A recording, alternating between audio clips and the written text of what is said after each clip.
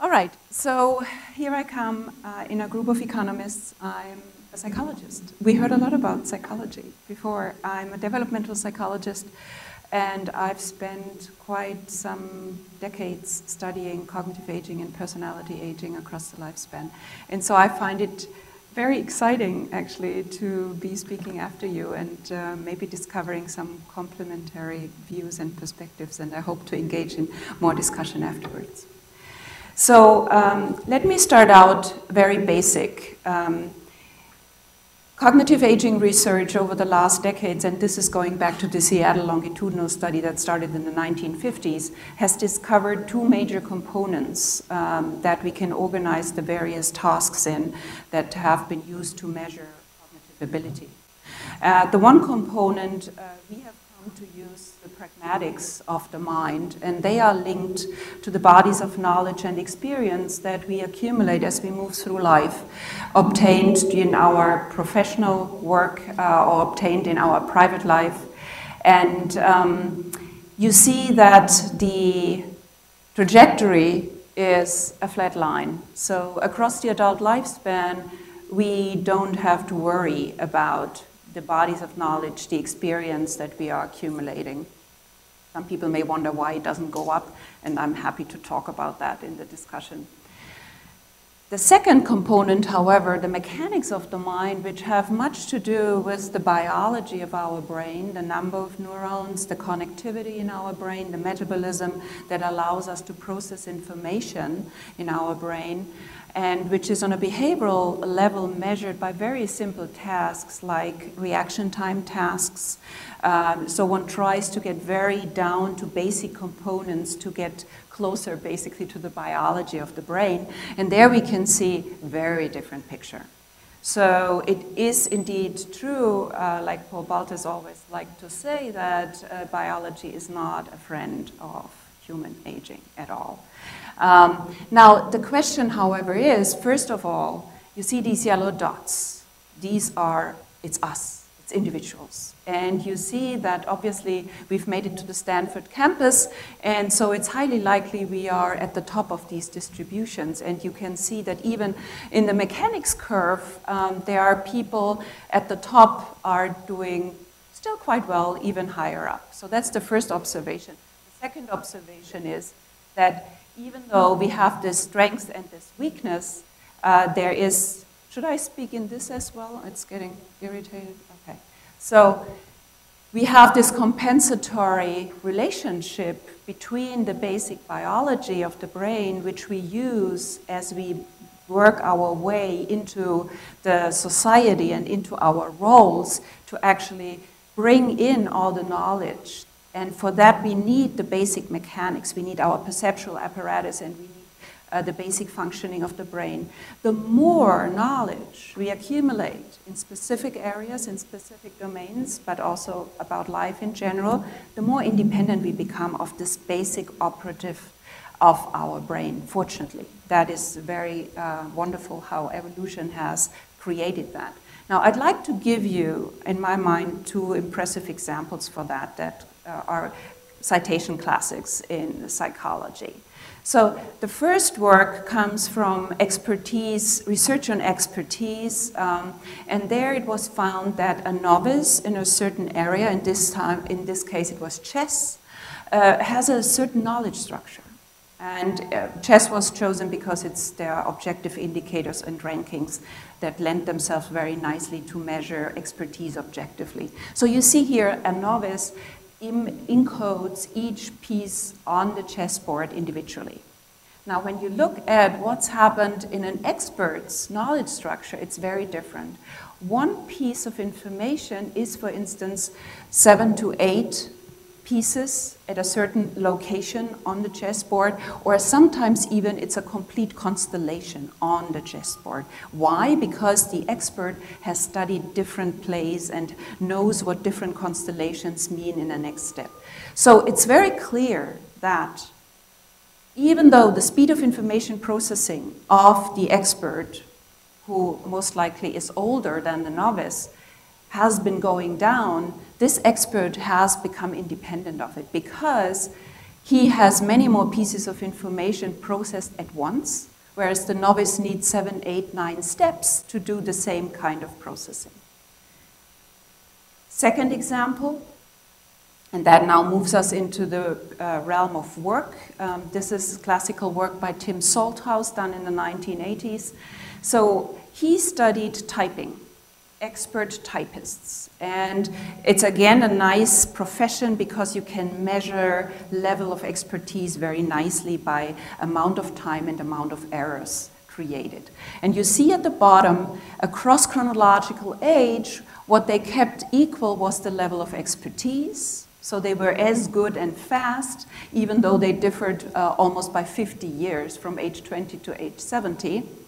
And at the top, you see the mechanics of the mind. You see that as we move from 20 to 70, these being expert typists, they are losing out on reaction time. They get slower, just as any old guy would, old woman would.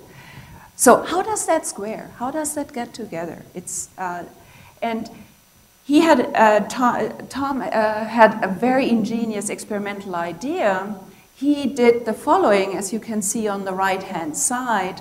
At the bottom, he manipulated the reading window that typists had, reading ahead in the text that they were supposed to type. And what you can find is, if you have hardly any reading window, if you basically type letter by letter, we are back to the choice reaction time. We have a highly negative correlation between performance and age.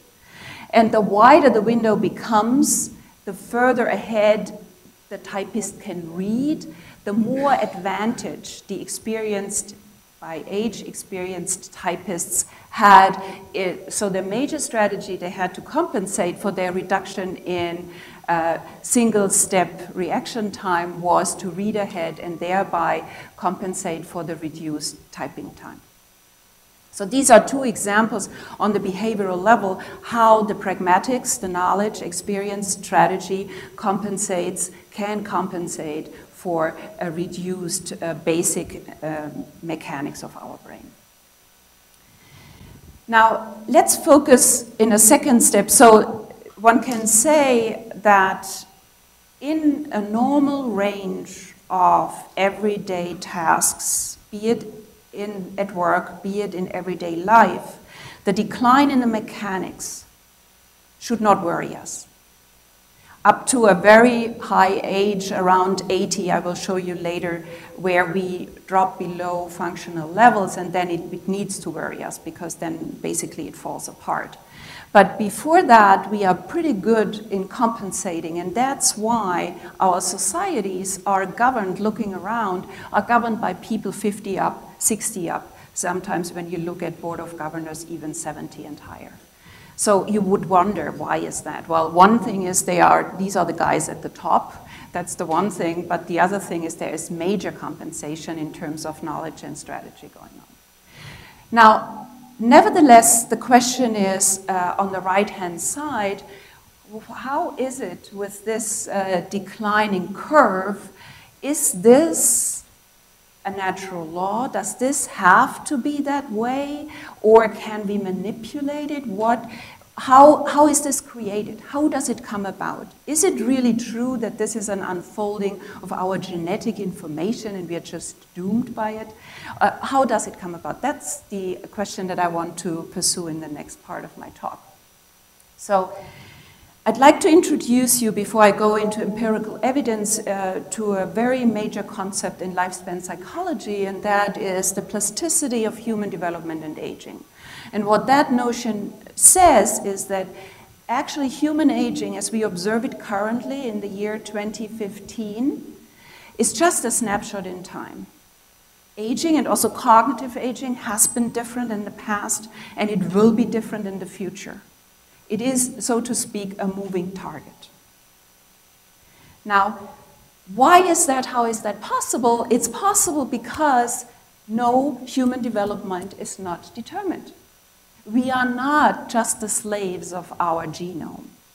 So yes, we are biological organisms, and yes, this provides a very broad framework for our range of functioning that we can display, but without social, cultural, and actually physical environments, the genome is left quiet. It needs these contexts to unfold to the positive or the negative. It can facilitate, environment context can facilitate, it can debilitate the information that is included in our genome. And the name for this newly developing and it's just in the beginning of this new branch of genetics and biology is epigenetics. However, there's a third force when it comes to human aging, and that is the person itself. As it gains agency in the course of the development, we acquire thought patterns, we acquire attitudes, we acquire values, we make decisions, and they have major impacts on the contexts that open up to us. We may even change the contexts around us. And there is very impressive and actually quite, how should I say, scary evidence that shows how biological the consequences are of the thoughts that we think. So we need to take these three forces into account to understand the outcome, which is human development and aging. And it is because of this trilogy that we accumulate inter-individual differences as we move through life. We become more and more different from each other.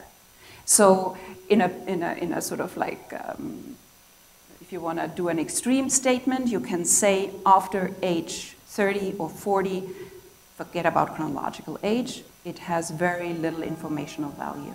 You need to look behind chronological age to really understand where a given person stands. Okay, now this interactive nature that I just described, biology, context, person, creates this room for plasticity in the sense of malleability of human development. It is not a deterministic process, it's a probabilistic process.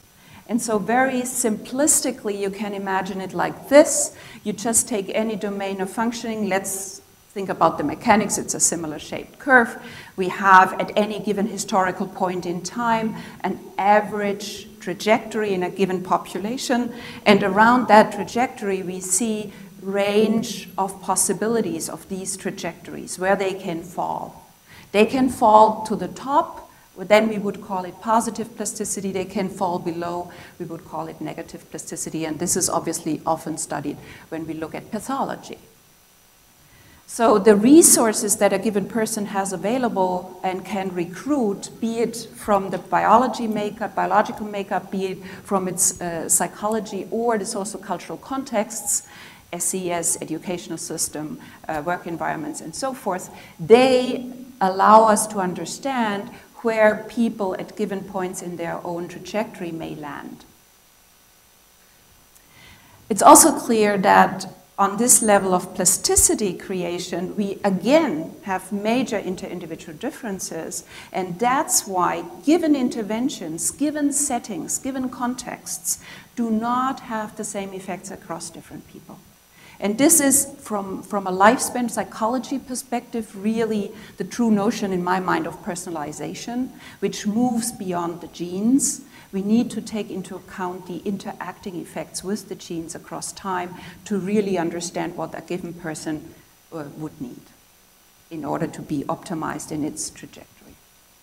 Right, now let's return to cognitive plasticity. And so I was starting out by saying and challenging the curve that we saw for the mechanics of the mind and saying, yes, there is by now evidence from three major mechanisms or demand perspectives that I think gives credibility to the thought that this curve can be changed.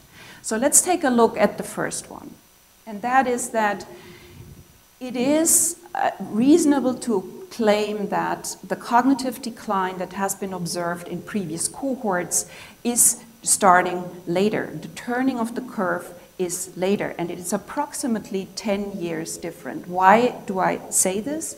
Because we know from epidemiology around the world, this is an example from Denmark, that we do not only live longer, we also live longer healthier. So we see that the amount of healthy years, that's the turquoise bars, are disproportionately increasing in the amount of years gained.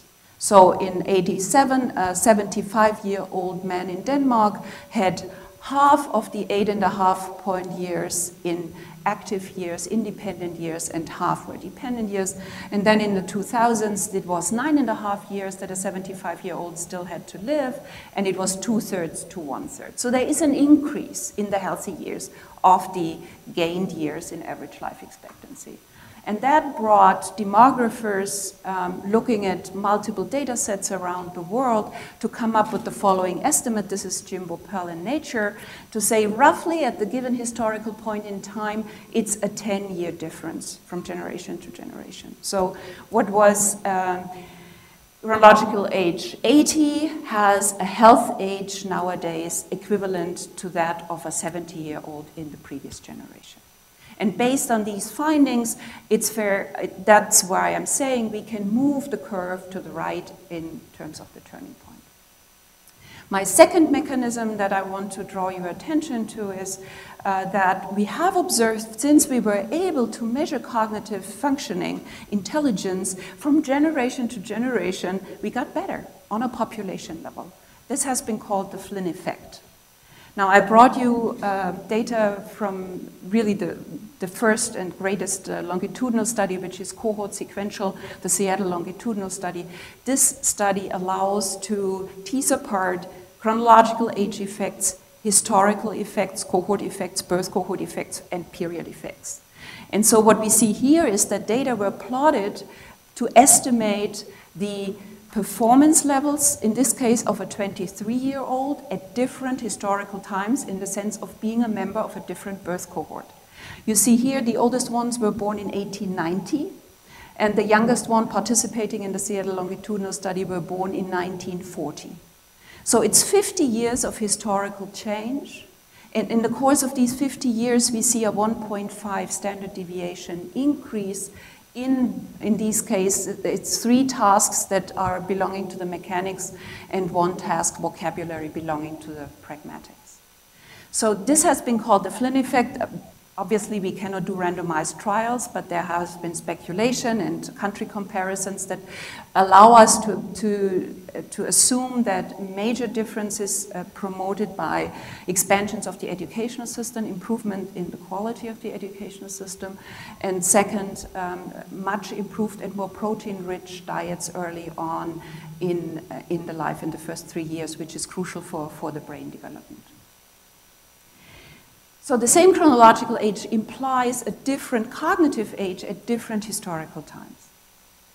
Now, this is not only true for the 23-year-olds, fortunately. It's expanding across the lifespan. And this is latest data, again, from Kåre Christensen, because he has this magnificent study of novogenarians. So he can compare 90-year-olds. One group was born in 1905, the other one 10 years later only, 1915. And if you just focus on the first line, which is the mean of a cognitive composite score, these were performance tests conducted with the 90-year-olds, you can see that the older cohort of 90-year-olds had a score of 0.01, and the only 10-year younger 90-year-olds had a score of 0.49, which was highly significant in its increase. So obviously we are not talking about a 1.5 standard deviation difference anymore. It's getting smaller, the difference between cohorts, but there is still cohort progression even into the very high ages. Now, what does that mean, this Flynn effect, for the population level? Because, you know, policymakers are very concerned about the costs that demographic aging brings to society. And so the interesting thing is what is happening when a population grows older. So these are data that Vikas Skirbek and Eric Bonsang and myself, we used the UK cohort studies for that. And what this slide shows is projecting from 2002 to 2042 in Britain, given the demographic change that we know about already now, so the population aging taking place in the UK, what are the implications for the average cognitive level in the UK? And you can see that UK in 2042 will be chronologically older on average, and one would assume then that they are also cognitively less proficient because there are more older people. You saw the curve, so that is probably the most natural consequence. However, what happens if we assume that the Flynn effect that we have observed in the past continues to be taking place? Is it possible that this generational positive change offsets the decline that comes about by the demographic aging? That is the question that we asked in that paper. And so we did the following calculation. So what would need to happen in terms of improvements, Flynn effect improvements, across 5-year cohort differences in order to offset the demographic aging effect on average cognition in the UK. And here you see the values differentially for males and females, and for strong aging and weaker. There were 2 estimation models. And you see that for the males, let's just focus on the worst case scenario, which is rapid aging, so it's 0.04 per 5-year increase, and for the women it's 0.03. Now, what did we find in the longitudinal data that we had from the UK? We found the following. We found for males a 0.168 improvement across 5 years, and for women we found 0.185. So it's a 4-fold and even up to a 6-fold higher improvement that we were finding in these longitudinal data. And then now bringing this back to the population estimate, we do not find that UK in 2042 will be cognitively older. We actually find it will be cognitively younger, even though it will be chronologically older. So this is the offset relationship between generational improvements and population aging. Now, the third mechanism, so we have moved the curve to the right with the turning point. We have moved it up by increasing the mean levels. And both of this already is tremendous because it takes us away from dysfunctional levels and it's improving our productivity. The third question that we have been asking, and there's no final answer yet, I cannot give it to you either today, but I want to highlight some of it, is whether we can influence the slope. Because this is a major finding that the slope of the mechanics seems to be rather stable, sort of like as seemingly indicative of a biological underlying mechanism in previous comparisons that were conducted across SES levels, across all sorts of contextual features. But the question is, maybe if we engineer environments, if we create certain interventions, we may nevertheless be able to manipulate it. So let me take you back to the classics of cognitive intervention work that is long before lumosity, right? So this is going back to the 1980s, 1990s, when for the first time researchers tried to study the trainability of cognitive tasks. Now, this is a slide that shows you the trainability of memory functioning, because memory functioning is one of the biggest complaints that people growing older have. They think they worsen in their memory, and so it's very heavy on them, also in the subjective experience. So this study was about a training intervention to improve people's memory. You see, it's young adults and older adults. And they both start out actually not significantly different in their level of memory at the beginning. So it's roughly around 4 words of a 20-word word list. And Then they receive training, you see the squares, and it's training in the method of loci, which is a method created in antiquity to memorize speeches.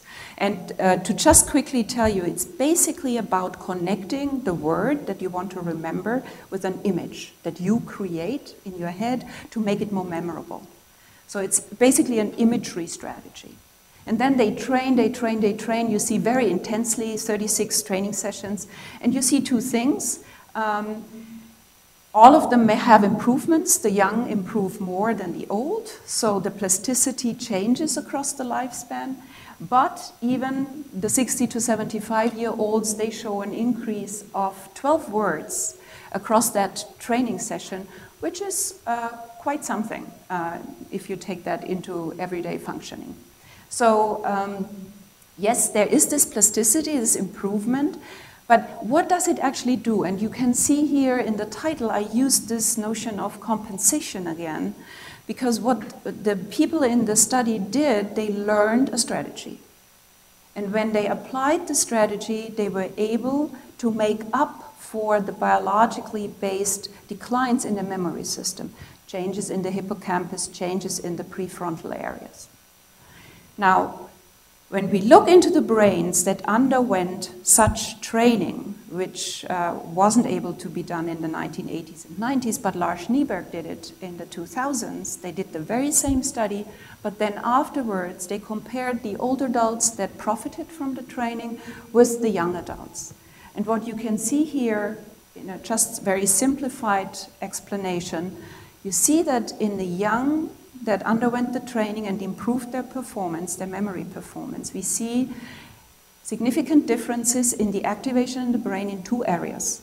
It's in the back of our cortex, which is the visual cortex. This has to do with the strategy they learned, but it's also in the prefrontal areas where we govern our thinking and where we are governing our attention.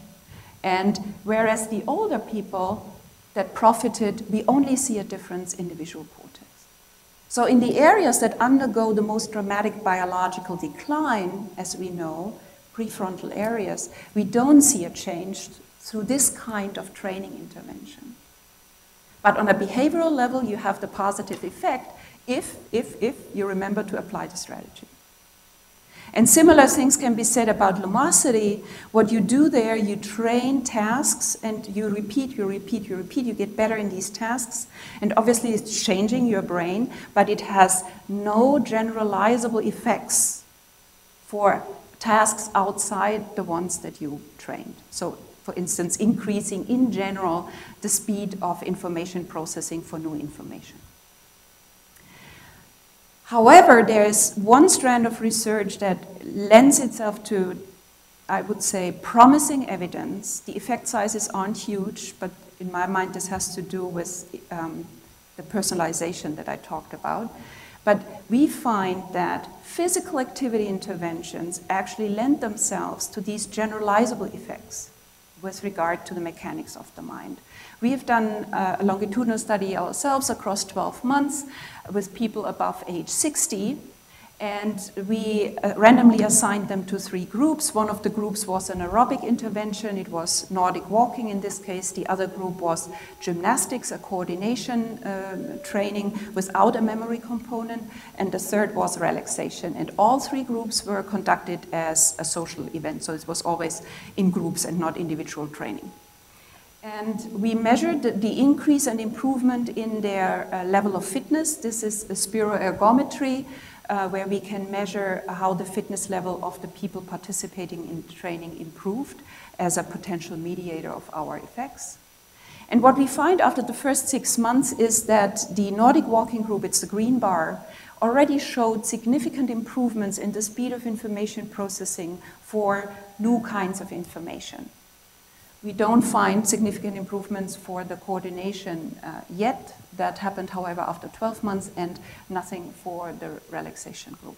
Now, the fascinating thing is when we look into the brains of these people, and there we can see that exactly in the prefrontal areas, focus on the green line, that undergo dramatic age-related declines in terms of shrinkage, in terms of losing connectivity, we see that actually they achieve higher levels of performance with less and less activity. And this is what is described as a highly functioning brain, being effective, high performing, but little activity. The opposite from an aging brain where we try to recruit more and more areas in the brain to achieve the same outcome. So it seems that with this kind of physical activity intervention, we are close to something like a reactivation that can be measured on the biological level. And there are mediating mechanisms under study, partly in the animal model, partly already also in the human model. So obviously, it's an increase in blood flow. The increased muscle activity has to do with growth hormone emissions from the muscle that travel into the brain, that help the brain with neurogenesis and synaptogenesis. And the latest very exciting finding is that it seems it's not only the muscle, it's also the bone. The activated bone is emitting hormones, in this case oxytocin, that is very helpful for the brain to stay functional and operative. So I think this is a line of work that is very promising, but it needs to be pursued further. Because the effect sizes are small, just recently there's a Cochrane study and a large clinical trial that was published in JAMA. And in my mind, the smallness of the effects that are found there have to do with this personalization. We were able in our intervention study to look at one polymorphism, which is a genetic precondition that makes you vulnerable to cognitive decline. The Val-Val carriers are the ones that are really vulnerable to steeper cognitive decline, and we see that they profit in particular and very strongly from such physical interventions, whereas the Val-Met and the Met-Met, which are more protected from cognitive decline, they also profit, but they profit less.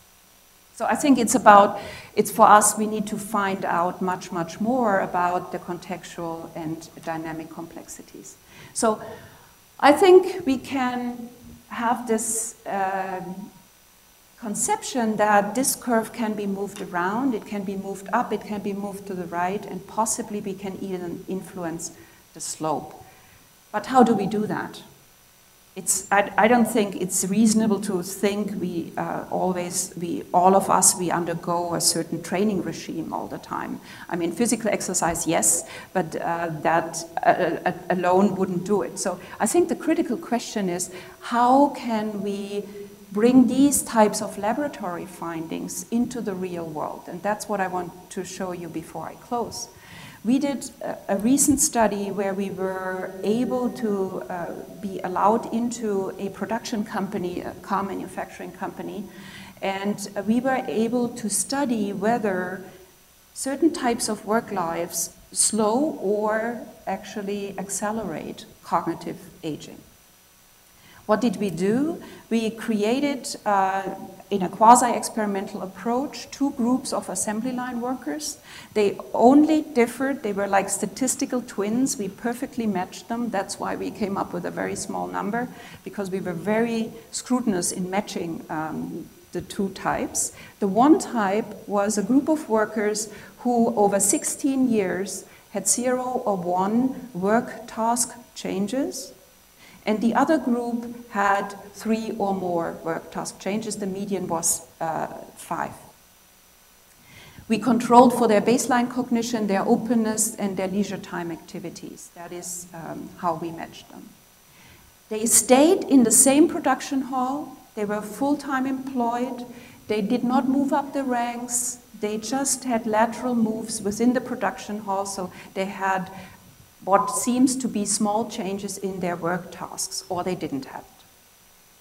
So what we find is that this difference in few and many work task changes has significant and quite sizable effects on indicators of the mechanics. This is just another test that we used here. They have more correct trials, the workers with the many changes, and they have shorter reaction times for the better performance.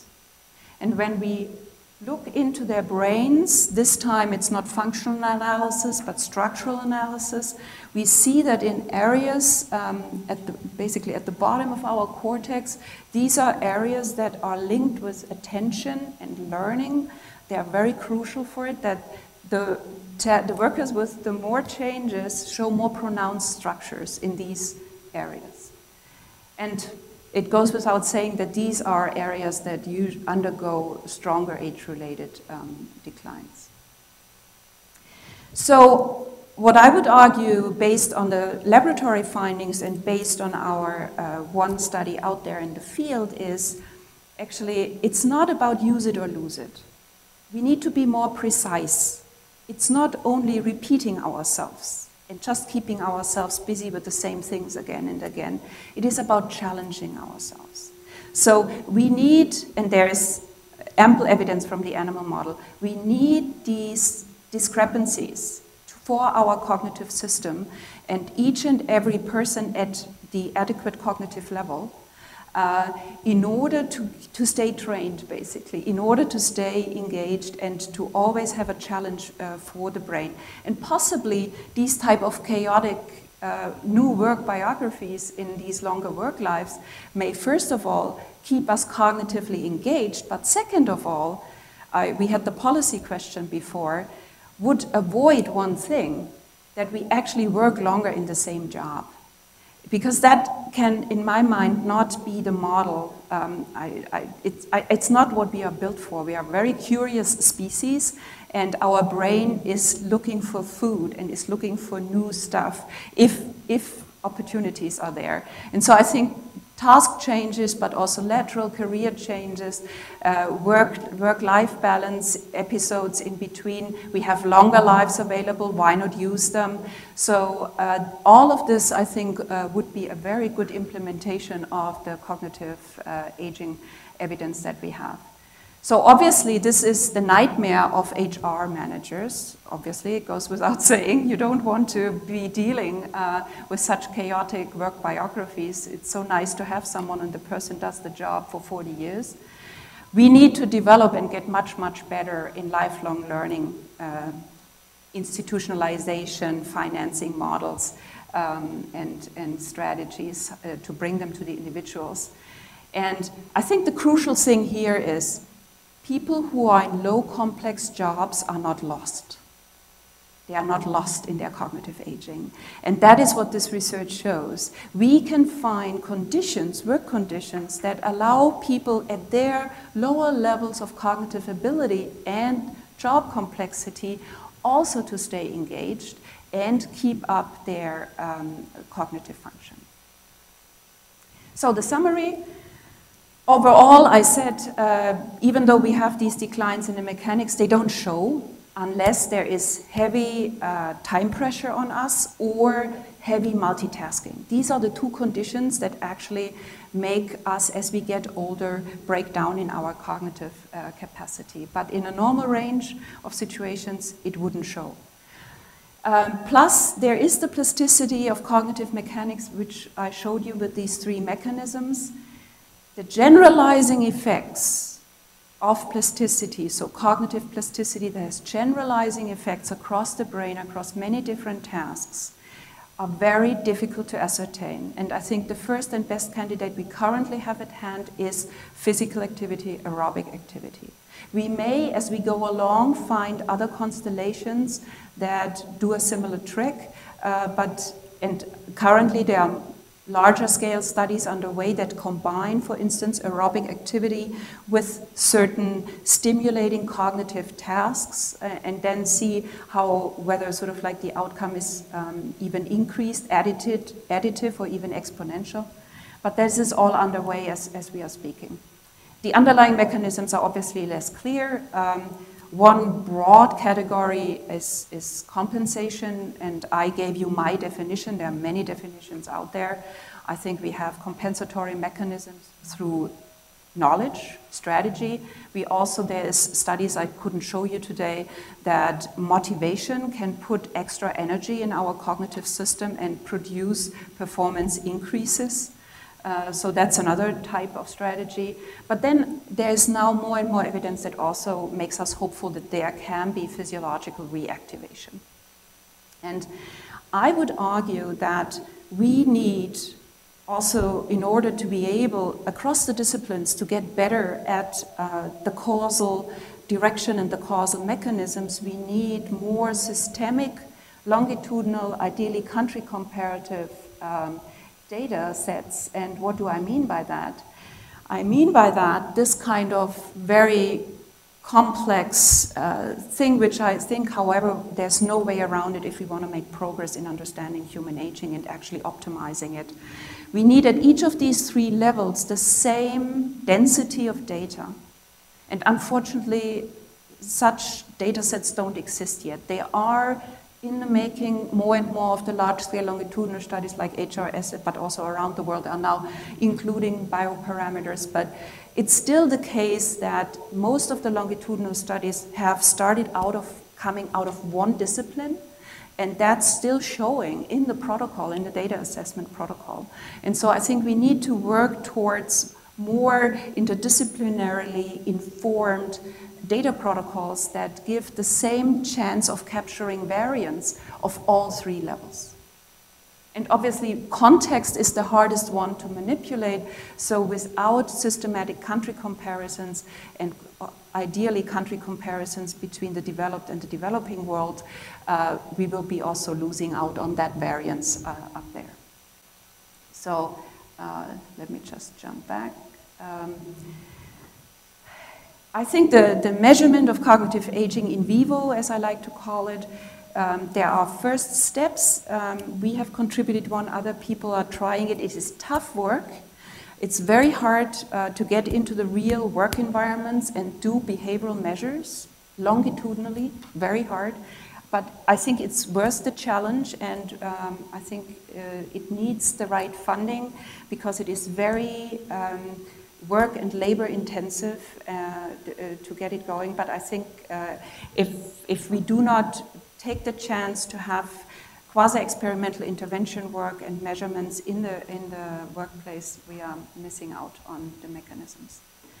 And, oops, yeah. We really don't have any more time. Yes, thank you.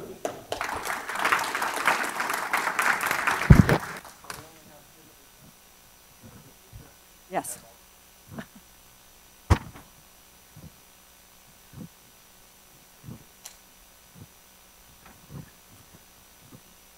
Thanks. I may be able to do this in a little bit less than 10. I'll try so we can have some time for discussion. So I want to thank you for giving a terrific presentation. Obviously, Ursula's presentation covered many, many, many papers. And so in terms of digesting this and looking at what's most important to respond to, I thought I'd just make a couple of very, very general comments.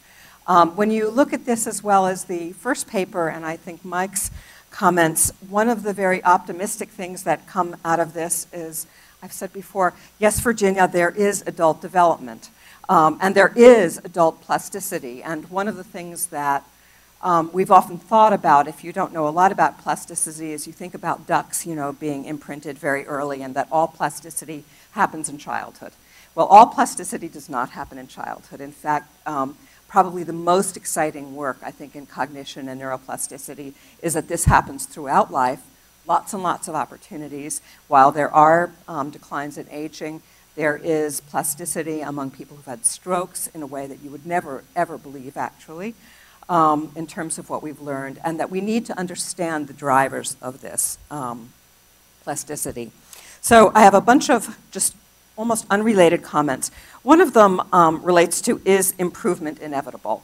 You have a very optimistic scenario. I think last year when we discussed this a little bit about long-term improvements in activities of daily living and active life expectancy, there's much more skepticism. I don't think improvements are inevitable. I think if you look at things over the past, I believe all the data you've shown, but it requires constant investments in both education and nutrition and a whole set of other parameters to continue to improve in terms of these domains. And we have some evidence that we've very much stagnated in this area in the United States, and potentially even maybe moving backwards. So if we think of obesity epidemics, if we think of lack of physical activity, if we think of rising inequality, stagnating educational or quality of education, all of these things are very threatening. So I'm not as optimistic as the past data project that the future will look like the past. And it may not without our investments to it. One of the things that I was going to bring up, and then you completely were 100% in agreement, is about training in discrete tasks. The evidence is you really train in discrete tasks, you get much, much better at discrete tasks, and it doesn't spill over at all. I think also the standing joke is, you do Sudoku, you get really good at it. It doesn't mean you're good at anything else. It means you're good at that.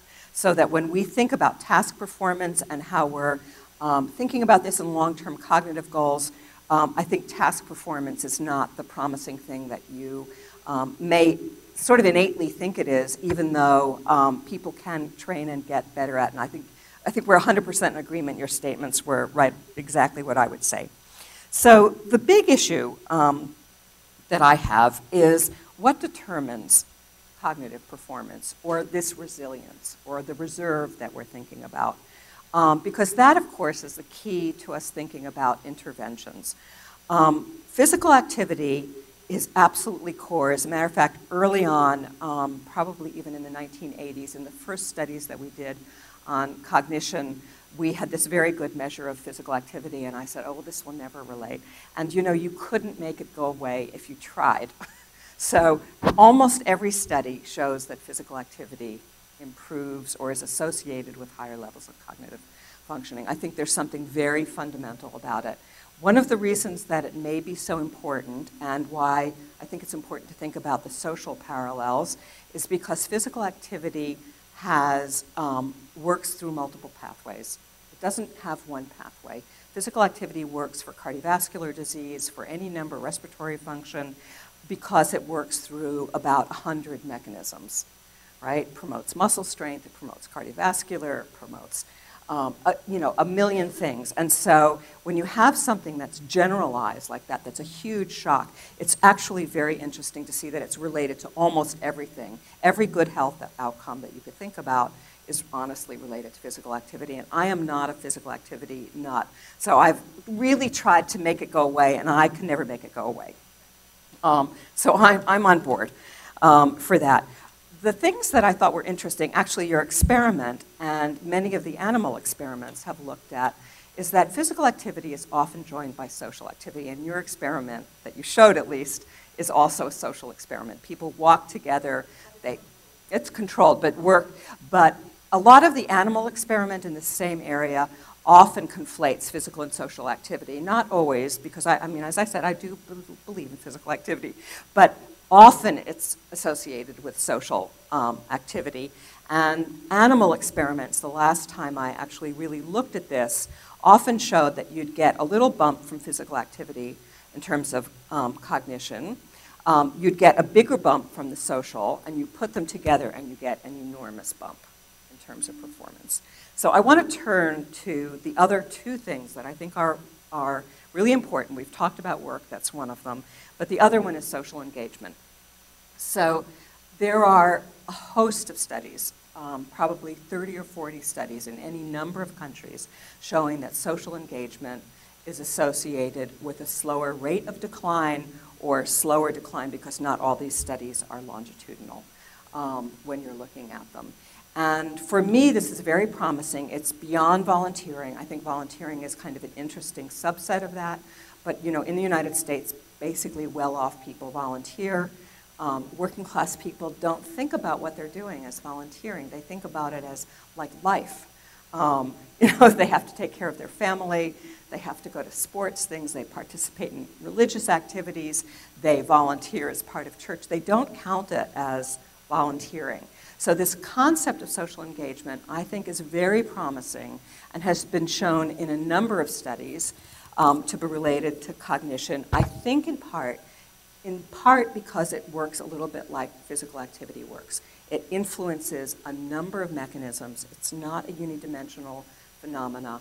And for people outside of this room, work is not their life. Work can be really engaging. You can keep working. It's probably good.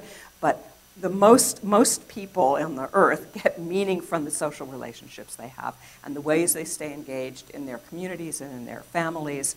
And it may work for work. It may not. So I think it's very important for us to explore the degree to which social engagement is actually the overarching phenomena. And social engagement means you have to set the table, you have to talk to people even if you don't want to, you have to engage at some level. So I think that's really important. And finally, I would just say that if we believe those two things are true and that work is related to this in some very fundamentally important way, and we think about the next step, what is it that we can do to change this? One of the things we have to think about carefully is the life course exposure of these activities. So often we do an intervention and it's 6 months or it's a year, or you're going to take people 65 and they're going to work 2 more years.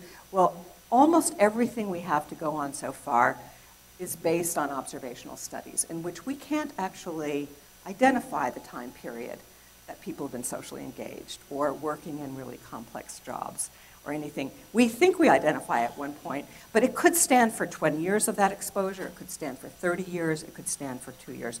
So what we see in an observational study is, some unknown time exposure.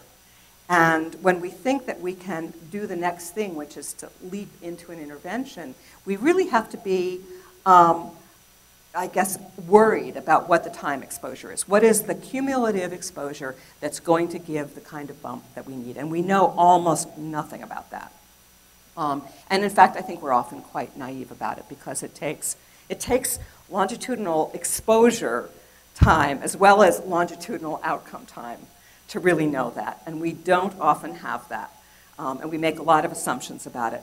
So as we think about developing interventions, I would say if you looked at epidemiology, a life course epidemiology these days, most of the evidence kind of weighs on the side of cumulative disadvantage, that it's kind of the drip, drip, drip. It's the exposure over a long amount of time, or the advantage over a long amount of time, that is actually the most important one. And not the acute phenomena that happens once, although those can be stressful. But we honestly don't know very much about that. So as we think about interventions, I would just say it's very important to have in your head an idea of what the exposure period is. That's going to be very important. And I think I'll end there.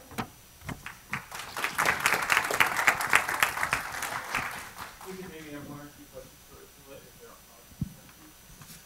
Ursula.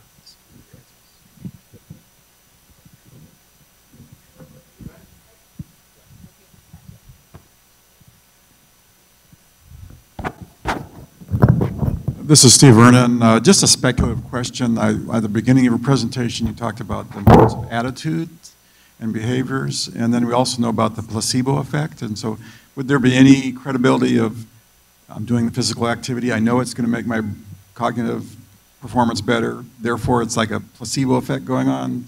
Also, your beliefs that you're going to be better able to perform, does that actually impact performance? And so I'm just asking you to speculate on that. I don't know. I couldn't do more than speculate, really. I mean, the interesting thing is that you would expect that also people going in the other conditions that we had in our study, i.e. gymnastics or the relaxation groups, which are also in public opinion discussed very positively, to do you good, you would wonder why does it have then a placebo effect in one condition and not in the others. That's as much as I can say. It's, I mean, the more this knowledge about physical activity, is a common piece of knowledge, it's very hard. How would you ever study the placebo effect of it because you don't have a control group? So yeah, but it's interesting. I don't know. I think that the fact that we do have that interaction between the 3 groups may speak against it, but it's not, perfect. Another question?